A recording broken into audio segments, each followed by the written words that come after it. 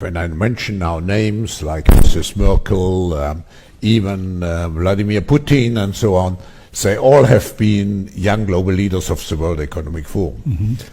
But what we are very proud of now, the young generation, like Prime Minister Trudeau, President of Argentina and so on, that we penetrate the cabinets. So yesterday I was at a reception for Prime Minister Trudeau, and I know that half of this cabinet, or even more half of this cabinet, are actually young global leaders of the World Economic Forum. That's true in Argentina as well. It's true in Argentina, and it's true in France now. Mm-hmm. I'm here with the president, who is a young global leader. Alumni of the school's very first class include Angela Merkel, Nicolas Sarkozy, and Tony Blair. Other attendees include Bill Gates and Jeff Bezos, the Prime Minister of New Zealand, Jacinda Ardern, President of France, Emmanuel Macron, Virgin's Richard Branson, the Clinton Foundation's Chelsea Clinton, and BlackRock's Larry Fink. Approximately 1,300 global leaders have attended the school from North America, Asia, Africa, and South America, most of whom are all pushing the same criminal hoax, the lockdowns, and the deadly experimental jabs. These are the foot soldiers bringing about the angry world that Klaus Schwab talked about.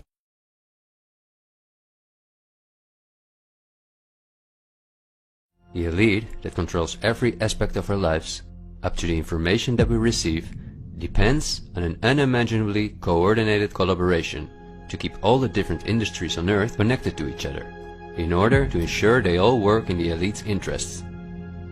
This happens at the World Economic Forum, one of the most important organizations in the world. At its annual meeting in Davos, the CEOs of the largest companies on Earth gather along with heads of state, politicians, and other influential individuals and organizations like UNICEF and Greenpeace. Serving on the board of trustees are former US Vice President and climate change guru Al Gore, BlackRock CEO Larry Fink, the President of the European Central Bank Christine Lagarde, the Director of CERN Fabiola Gianotti, the Queen of Jordan, the Director of the International Committee of the Red Cross Peter Maurer, and many other politicians and CEOs of the world's most influential companies.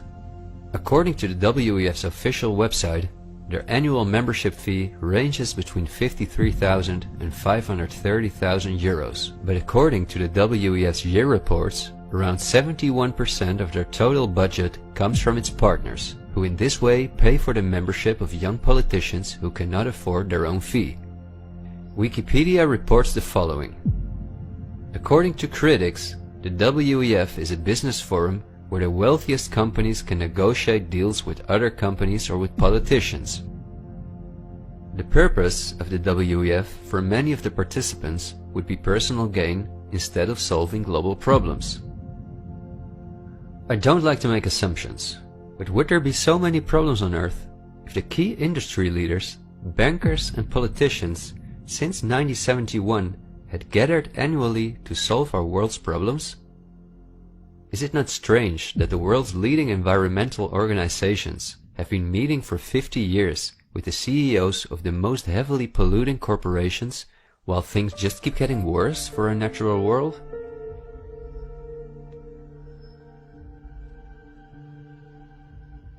That these critics of the WEF are right soon becomes clear when we look at who the most important partners are that account for almost 71% of the WEF's budget.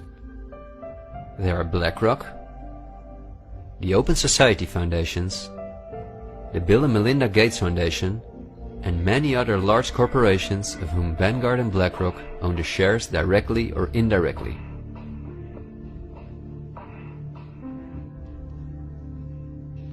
The president and founder of the WEF is Klaus Schwab, a German professor and businessman.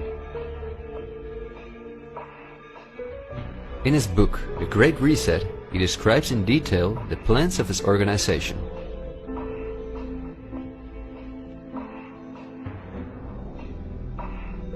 The coronavirus, according to him, is the excellent opportunity to literally reset our society in every regard. He calls this Build Back Better, and this slogan seems to be the motto of all globalist politicians in the world.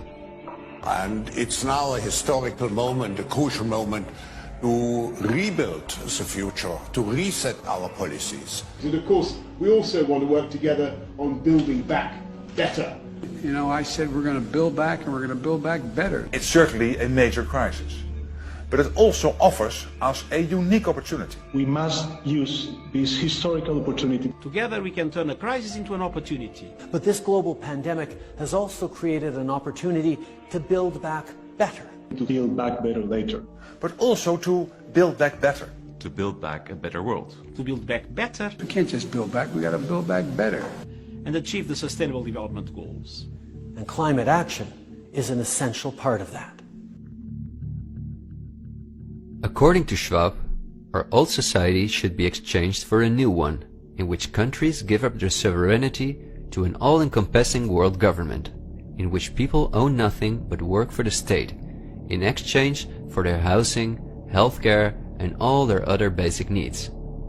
All of this is necessary, according to the WEF, because our modern consumer society, which the elite themselves imposed on us, can't keep going as it is. It's no longer sustainable.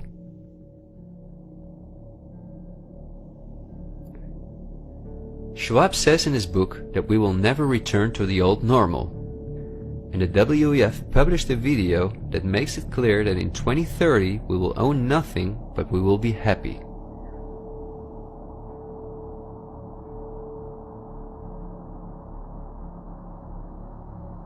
You've probably heard some talk about the New World Order. The media wants us to believe that this is a topic for conspiracy theorists, although it has been talked about for generations by presidents such as George Bush Sr., Nelson Mandela, and Bill Clinton. We have before us the opportunity to forge for ourselves and for future generations a new world order, a world where the rule of law, not the law of the jungle, governs the conduct of nations. When we are successful, and we will be, we have a real chance at this new world order, an order in which a credible United Nations can use its peacekeeping role to fulfill the promise and vision of the UN's founders. After 1989, President Bush said, and it's a phrase that I often use myself, that we needed a new world order. That the affirmative task we have now is to actually create a new world order. But also by the world's most famous philanthropists such as Cecil Rhodes, David Rockefeller, Henry Kissinger, and even George Soros. I think you need a new world order, that China has to be part of the process of creating it, and they have to buy in, they have to own it. These important figures, who apart from Mandela, were all among the top of the elite when they were still alive, are not the only ones who dream about an all-powerful world government. In 2015, the UN presented its controversial Agenda 2030, which is almost identical to Klaus Schwab's Great Reset. In their own words, the UN, like Schwab, wants to ensure that by 2030, poverty, hunger, environmental pollution, and disease no longer exist on Earth. It sounds like a sympathetic plan, until you read the fine print. You see, the idea is that Agenda 2030 is going to be paid for by us, the citizens. And just as it is currently required of us that we give up our basic rights for the sake of public health, we will be demanded to give up our wealth in favor of poverty reduction. These are not conspiracy theories. You can read this for yourself on their official website. In short, it boils down to this.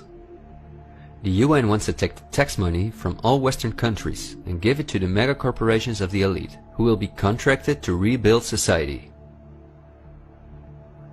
Globally, a completely new infrastructure is needed, because fossil fuels must be made a thing of the past, according to the UN. For this immense project, a world government is needed, says the UN. And the same UN takes it upon herself to be this global government. Just like Schwab, the UN also believes that a pandemic is the perfect opportunity to accelerate the implementation of Agenda 2030. It is worrisome that the WEF and the UN openly admit that they consider pandemics and other disasters as an opportunity to transform society, especially since we have seen that the elite have all the resources at their disposal to make us believe that there is a pandemic, and even to create one. But this can also go a different direction, and instead of a great reset, we can cause a great awakening and create a world where no one has to go hungry, and where we can live in a sustainable way, in freedom with each other and with nature. This is not an idealistic daydream. There have always been forces that have sought to break the power of the elite, but until recently, our means of communication were always insufficient to get a mass network in motion. The elite have always kept us in ignorance about the discoveries of geniuses such as Tesla, who was far advanced in the field of clean, free energy, or Dr. Rife, who used radio waves to cure at least 16 terminal cancer patients before he, just as Tesla, died in a suspicious manner. Or Henry Ford, who in 1941 had already made a car out of bioplastic that proved stronger than steel. The elite have hidden countless such techniques from us because they form a threat to their monopolies in every industry. These were techniques that would have given us freedoms and put the elite's power at risk, which is based on our fear and dependence on their projects. These are not conspiracy theories, but facts. What I am saying is that a world of new possibilities is opening up for all of us, where there is no poverty, no pollution, diseases, or wars, and in which governments work for the welfare of the people rather than the other way around. Countless ailments that provide the pharma industry with hundreds of billions of dollars will be cured. No one will have to work their ass off to live a dignified life.